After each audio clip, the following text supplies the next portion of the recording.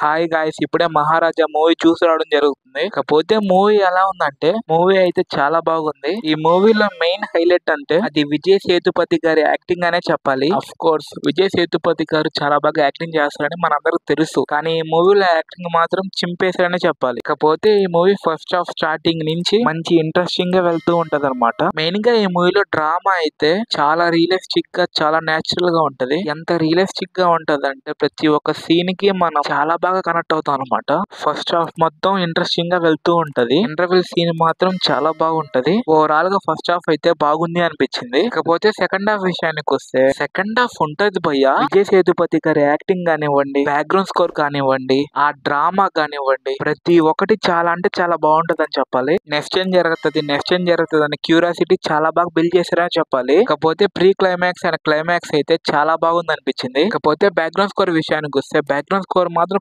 కొన్ని చోట్ల చాలా బాగుంది అనిపించింది. కొన్ని చోట్ల ఓకే అనిపించింది. అండ్ ప్రొడక్షన్ వాల్యూ అయితే బాగుంది. అండ్ సినిమాటోగ్రఫీ గానీ బాగుంది. కాకపోతే యాక్టింగ్ విషయానికి వస్తే వారి క్యారెక్టర్స్ కి చాలా అంటే చాలా బాగా చేశారనే చెప్పాలి. ఓవరాల్ గా మూవీ అయితే చాలా బాగుంది. ఇలాంటి మరిన్ని వీడియోస్ కోసం మన ఛానల్ ని సబ్స్క్రైబ్ చేసుకోండి. ఈ వీడియో గానీ మీకు నచ్చినట్లయితే లైక్, షేర్ అండ్ సబ్స్క్రైబ్.